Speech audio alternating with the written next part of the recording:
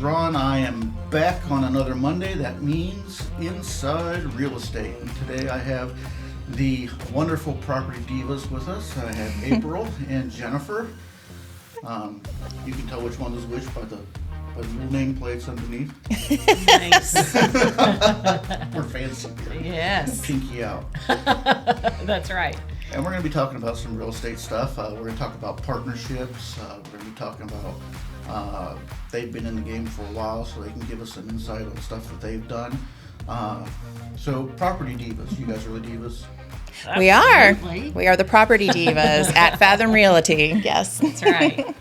And what made you come up with the Property Divas? Well, when we decided that we were going to become a team, we had, of course, come up with a team name, and we threw around a bunch of different ideas, and we kind of locked in. It was something really generic. It was just Like kind of using, A&J Real Estate or something. Yeah. And at the time, our managing broker, we took the name to her, and she's like, "Really? You guys can do better than that." So we're like, "All right." So there was like, all bets were off. We brainstormed some more and came up with the Property Divas. Yeah, we really were looking for a brand name that told people about who we are and the services that we offer. The fact that we're fun, we're creative, we're smart, we're driven. So I think it was Patti LaBelle that said, if being a diva, or if doing your best means being a diva, then yes, I guess I'm a diva. Right. And then we like to think that it stands for driven, inspired, vivacious, and driven to action. So yes, or achievers. Yeah. Okay. So, what made you guys decide to become a partnership or a team? I mean, a lot of real estate agents just go it alone. Mm-hmm. What are the advantages of being a team? Well, kind of the reasons for becoming a team, I feel like we have very similar backgrounds, a lot of the same avenues that we've been involved in, whether it be Jennifer was in the hotel Sales events. and marketing and events for over 20 years. Right. Yeah. And then I also had been in the event side of things. So we had a shared common bond there. Our personalities are very similar. And so we were kind of like, we need to join forces. We need to do this together. And so that just helped us then create a better experience for our clients, because now we've got the two of us working for them, not just ourselves. So The combined knowledge and skill sets we each bring to the table. So I think it kind of helps too. We bounce ideas off of each other. We do events together. We help our clients together. If she's got a new listing, she'll invite me over and be, "Hey, let's do a walkthrough. What do you think?" So it's just nice to have that person who's always got your back that you can lean on, and who is also available to clients. If one of us is out of town or not available, the other is always available to assist. Okay. So, if I was a new real estate agent, what would I look for if I was looking to join a team or a partnership or anything like that? What are some things that I should look for? I think it's important, the mentoring aspect of it. You really need to have someone who's going to spend time with that new agent to develop them. There's a lot that I think that they don't understand after they take their test and they get their license. They're ready to go, but it's completely different in actually practicing. that application of what you've learned and how to apply it. Exactly. Yes. So you really need to find someone who's going to be a strong mentor and not just kind of throw you in the water and say, go for it, and check in with you occasionally. That's not what they need. So everybody's talking about, the real estate market, buy, don't buy, sell, don't sell. Everybody's seems to have an opinion right now because the real estate market is crazy. Always. That's why we love it. I was like, it doesn't seem any crazier than usual to me, but. And exactly right. I feel like there's always ebbs and flows to it. There's either it's like it was a few years ago, or it's saturated with tons of buyers looking for property, and so therefore the supply and demand was out of whack, right? It was more in favor of a seller being able to get more for their home, and because they have all of these buyers out there looking, they can push the price of their home up a little bit higher.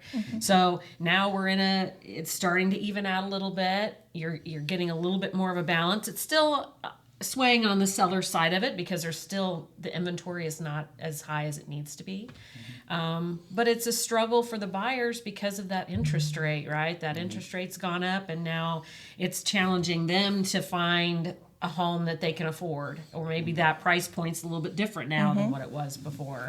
And that's why they are, in all the lenders that we've talked to and the information that we've seen, interest rates are going to come down in 2024. I mean, one, it's an election year, but two, it has to. That's the cycle. So it kind of reached that peak at 7 to 8%, and now everyone is saying that it's going to be the 6.1 to 6.9% in 2024. So we should expect to see a couple more drops, and when that happens, that's going to make buyer affordability more common and available to the masses who have been sitting it out. So we're really going to see a surge between that March and August time frame before the kids go back to school, when buyers are really going to start hitting the market. So right now is actually a great time to buy before that happens, because then you're going to get into that competition that we saw from a couple of years ago, where buyers, in order to win a house, are going to have to offer over ask or give these, outrageous concessions to the seller. Whereas right now we're seeing sellers are actually offering concessions to buyers because there's fewer buyers due to, higher mortgage rates and them waiting for the right time. So you guys are full pro or anti date the rate, marry the house? I am for it. Yes, Yeah. absolutely.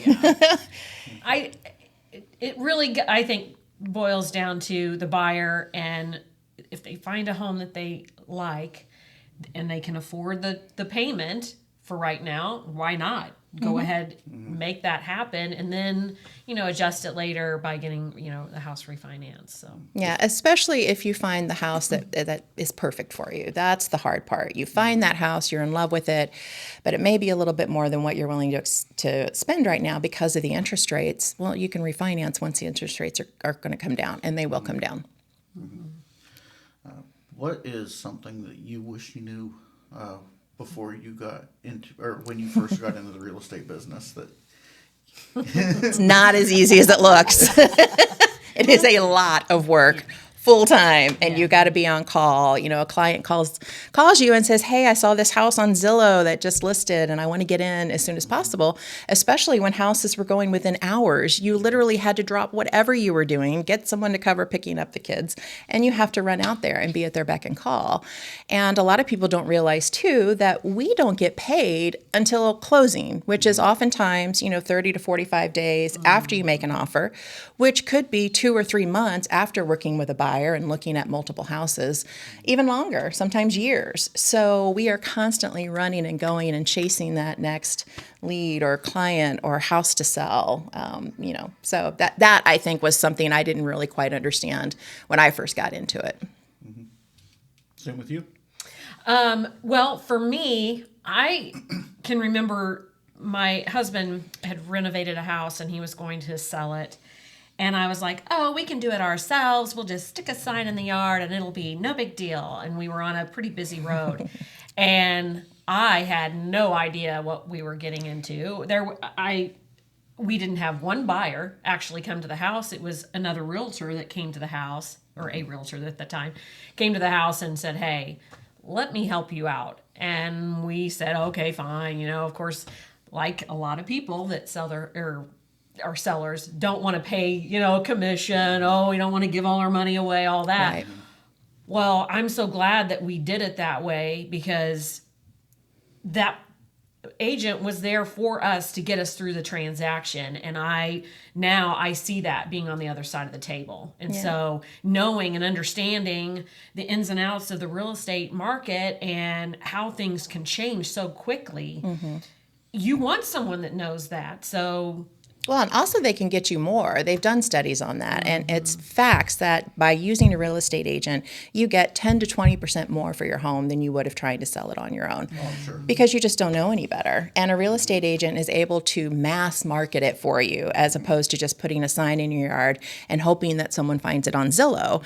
You know, they list it for sale by owner. The problem is people aren't going to see that unless people are specifically searching for sale by owner. Whereas you list it with an agent, it goes out everywhere on the MLS, much wider marketing spread, which is going to bring you a better buyer. And that's ultimately what you want.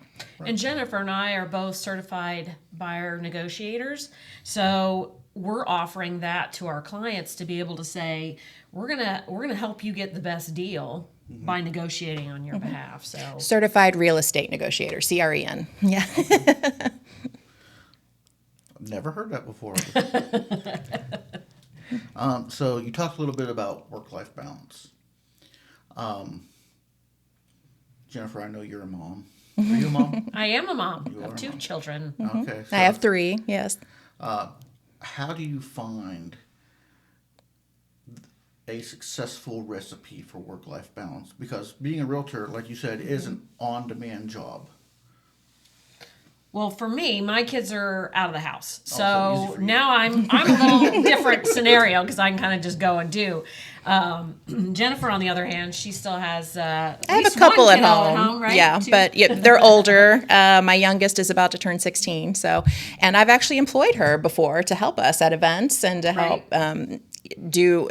If I need to go in and help paint a wall or 2, she's been there to help and stage. And same thing with my son. I had him spread some mulch once and paint a deck. And so I actually employ my kids and get them involved. And now my middle son, Connor, who's about to turn 21, is actually interested in getting into real estate as well. So they see how hard their mom works. And you do have that work-life balance in that you're running your own business, you're working from home. I can still attend their events and be with them, but they understand that if I've got to step out to take a call, they understand why, because they've been part of the process. So by involving them, they really see the importance of it. Right. And it means they get to go on trips or do other fun things if mom works. So. There you go. Yeah, I've got both of my 2 older kids work for me. Yeah. So Nice. and you can also, that's bonding time Sure. with your kid as well. My oldest, she shoots for me. You guys will probably run into her every once in a while. Ella. Oh, Yeah, she's mine. A lot of people thought Tess was my daughter because she has the same last name, but she's not mine. She just happened to be, us Smiths were just taking over the world one family at a time. So, and then my middle one, he's what I call my truck tender. So every night when I get home, he goes out, he gets my keys, he goes out, he cleans out all my food wrappers, and then he brings in all my equipment, plugs in all my batteries, so that I'm ready to go the next day. Nice. Because it was like right after he turned 15, Dad, when can I come work for you? Dad, when can I come work for you? Aw, that is awesome. Well, you got to have a driver's license first, buddy. So it's important. I mean, he's gonna turn 16 this summer, so he's probably gonna be Dad's chauffeur as well this summer. So. Nice. There you go. Excellent. Yeah. Okay. What are some key factors that you employ when you're marketing a house? I mean, obviously, you guys do photos and you put it on Zillow and you put it on the MLS. What are some other aspects that you find really work as far as marketing a seller's house? I think networking within our brokerage is a big advantage. You reach out, you say, hey, I have this house that's coming up tomorrow, whatever. And they can say, oh yeah, I've got a buyer. So you kind of get that little pre-activity happening. And also it could be circling back to a lender, say, do you have any buyers right now that are looking in this price range? Then they can make those connections too. Oh, yeah, that makes sense. Another big thing that I found really helpful too is reverse marketing. So that's when we'll go into our MLS and we'll look up and we'll see other homes that are similar that have maybe just recently sold. And so then we'll reach out to those agents and ask them if they have any buyers that were looking at the house that didn't get that house that would be interested in seeing this particular house. And then also you can do a search to see what other people are searching for and connect with them. So to see if there's any keywords that hit, like if they want a pool or a fenced-in backyard. If you see keywords of what people are searching for, you can, through our system, you can actually reach out and contact them as well and say, hey, this might fit your needs. Now, is that something that's exclusive to Fathom and you guys, or is that something that is through the MLS? Or It's through the MLS, but Fathom also offers some great tools for us to use. We found out recently that our company actually provides the data that's used by a lot of the MLSs to pull this information on a very localized. It's Live by Local is the platform that we use. So that is something that we've really started getting into as well. Okay. So I'm going to get into a really controversial subject here now. Open houses, yes or no? It depends on the seller and what they want and how comfortable they are with it. But I mean, it's always a good idea. I mean, you want to do everything you can when you're selling a house to help market it. And I think open houses are a great idea. In the summer, I actually like to figure out if they live in a community such as this one, when do they have the community yard sales, or when do they have the big, community events where there's going to be a lot of traffic that's going to be in your area. And then that's when I would suggest an open house. Yeah, that was an wow, awesome idea. That is a really good idea, yeah. Huh. So we're in the slow season. Have you guys noticed a slowdown? I mean, or are you guys still trucking along like you do usually in the summertime? I think it's the calm before the storm. You've been much busier than me. We go back and forth. From one year to the next, like last January, I had one transaction. This year, in January, I've already had 5. So, I mean, you just never really know how it's going to flow. But so far, so good for me. Yeah. And normally December is dead, and I had one of the best Decembers ever. So it just it kind of comes and goes. I've had like 2 dead weeks this entire, even the week of Christmas. We were stupid crazy busy. It's picking up. This is the quiet before the storm. I don't understand. Last year I was scraping by the skin of my teeth, and this year I'm like, I don't know what to do. I can't get everybody's schedule. Yeah, it's like people have heard the word's getting out. Interest rates are coming down, and they know it's better to buy now because they can refinance later. So I think people are really starting to try to get on that train before they miss it again. A lot of people have buyer's remorse from 2020 because they waited so long, and now they're like, oh my gosh, so they don't want to miss that opportunity again. So I think it's really that FOMO that's starting to kick in. So inventory, we've talked a little bit about inventory. It's always, Indianapolis, it seems, has been historically low inventory. Do you see that leveling out anytime soon, or is that something that's going to continue to grow? I know that there was some talk a little while ago about a bunch of people from California have been moving to Carmel and stuff like that. So is it something that you see is going to be a steady trend, low inventory for a while, or do you think maybe the home builders will catch up? I think that's the key. You nailed it. For a number of years, we've had a shortage of new home builds, and so we're still waiting for them. Even right now, they're building at a record pace, but there's only so much they can do at a certain speed and make sure that the quality of what they're producing is good. So that they don't sacrifice that, which means they need to hire good labor. So we're waiting for that to catch up. And in the meantime, too, we also see the problem with a lot of people who own homes now are selling to take advantage of the equity that's in the home, which is displacing renters. And so now builders are getting into kind of this new trend is build to rent. So they're building these communities much kind of like apartment complexes, but they're individual houses built specifically for rentals, low-income housing. So you've got kind of that taking away from these new builds for sellers who are going to purchase as well. So it's just finding that balance. And then finding people who aren't on the market or don't even know that they want to sell yet. Like you had some people who were just like, they're interested in my house. Okay, I'll sell. And then you helped her buy another house. And that just kind of came out of the blue too. Yeah. And it's not always something people are just openly talking about, right? So it's like house swap. Yeah. House swap. Yeah. That situation was, there was a member of our church community that was going to be moving into an assisted living. And then it was like once that ball started rolling, then that other family came to me and said, well, you know, we're thinking about selling our house, so can you help us? And maybe we could potentially get in over here. And so it was just this whole matrix of things working together. And it's kind of strange how some of that stuff happens. You don't, like I said, you don't always know what's happening in everyone else's lives. So.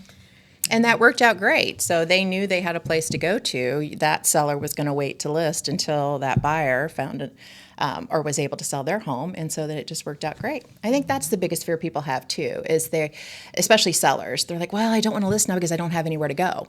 Right. So there's all sorts of ways to work around that. That's where you just really need to reach out to your realtor and talk about the different options. Yeah. Everyone does it. It's easier than you think. So real estate can be a super competitive industry, right? How is it that you differentiate yourself, and do you see a lot of competition, or do you see more cooperation than competition? I think I overall have found more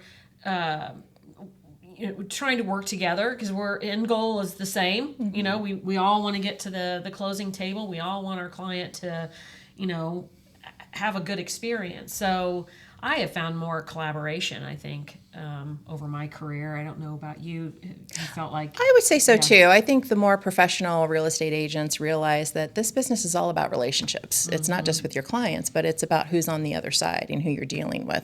Because you never know when you're going to run into that person again. But you want to make it as easy and smooth as possible on both sides. And that's a win-win for your clients. You know, when you get agents that are nitpicking at each other, or, you know, just don't like each other for whatever reason, that doesn't benefit your clients. Yeah. And then as far as what sets us apart, honestly, I think with April and I, it's our years of experience outside of real estate and having, you know, we're not brand new to sales and marketing and project management, decor, interior design. I mean, all of that we've been doing for years and years and years. And so we just now, by pairing up, we have twice as much to offer our clients. Right. Cool. One last really, really hard question. They saved the worst to last. So,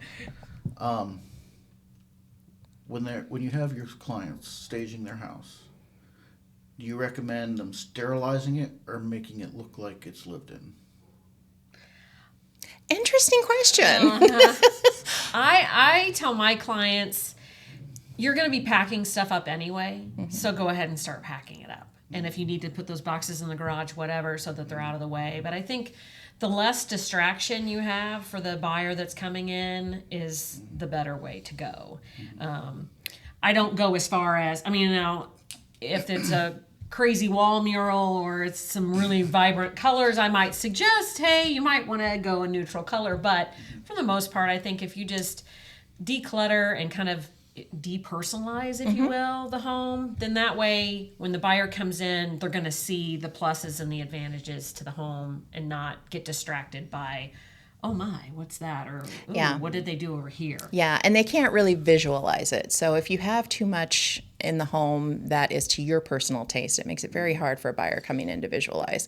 So there are 4 Ds that we always recommend that we had told to us by a mentor and that we've kind of gone by. And it's the declutter, depersonalize, deodorize, make sure there are no smells, and then deep clean. That's the most important thing. I mean, buyers prefer a move-in ready home. You know, they don't want to come in and spend a lot of time and do a lot of work. So, you know, if carpets are dirty, get them cleaned. If baseboards are dirty, get them cleaned. So as part of our services, you know, depending on the home, but I mean, we've definitely arranged for that and even taken care of home cleaning before, just to get the house ready to present at its best before you come in and take photos and videos. Right.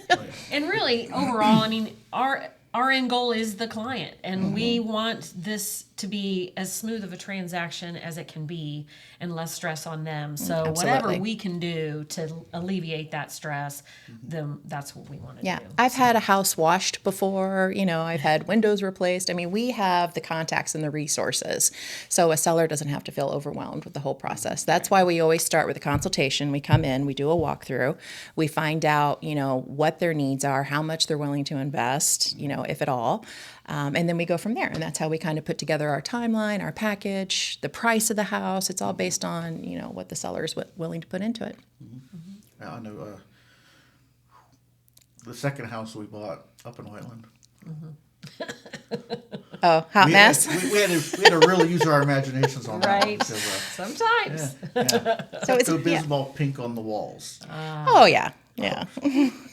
Not everyone's favorite color, right? Yeah, no, not everybody's favorite color. Right. And so hopefully it was priced appropriately, Whereas if they could have maybe have cleared it out and painted all the walls white, just having new flooring and white walls would have raised the price $10,000, $20,000. Yeah. Now, we've talked a lot about sellers. What is it that you recommend for your buyers before and during the buying process while they're looking? Well, the most critical, I think, is they need to talk to a lender. Absolutely. And they got to know where their price point is. And just because they might be approved for, let's say, $400,000 home, that may not be the payment that they want to make. They might want to look more in the $200, $250 range because that is more comfortable for them and their, their budget. So, but speaking with the lender in the beginning is critical. We both have preferred lenders that we've worked with in past transactions. We can share that, a few names with the client so that they can reach out to a lender if they haven't done so yet. But that's, I think, one of my big things. Absolutely. That's always the first step. You got to know what you qualify for or what steps you can take. A lot of lenders will also help them if there is a credit issue or a problem. They'll give them a plan and walk them through what they need to do. If you can't buy right now, but, 4 or 5 months from now, if you do steps X, Y, and Z, then you'll be set up, to make a great purchase. I think the other thing too is buyers need to understand what it is that they want. They really need to make that list. The must-haves versus the wants versus the, don't really need is not important. Is a school district most important? Is the number of bedrooms or having a fenced yard? Or I once had a client that wouldn't buy a house because it didn't have white cabinets in the kitchen. And I'm like, those are things, you can replace. Right. So our job is to maybe find these homes that aren't exactly as they imagine, but can be what they imagine, just by putting in a little... Yeah, pointing out those features and things. Right, for houses that they might not have thought of, but that fit their other needs. So, yeah, we get pretty creative with them. Sometimes their list changes from house to house, so you never... It changes, right. And that's where I think us staying in tune with the buyer and getting an underlying understanding. Maybe they think they want this, but really it comes down to they just need an extra room in the house, or whatever the case may be. But That's so important. She hit it on the nail. You really have to have those conversations. So many times buyers will be looking on Zillow and they'll hit that schedule an appointment, and then they end up getting sent out to some random realtor who will show them the house, but they don't take the time to really find out, well, what's most important to them. So it turns out that maybe that house is on a busy street, and the buyer didn't realize it. It's like, do your research before to know, okay, you said you didn't want a busy street. You said you didn't want, electrical lines near you. Just little things like that. So they get excited, they see a house, and they want to go see it right away. Just take some extra time to really, does it fit your needs? Right. Do you recommend that your potential buyers that they kind of sort of house stalk the house on Google Maps before they go look at it? Yes. I've shown clients how to do that. House stock.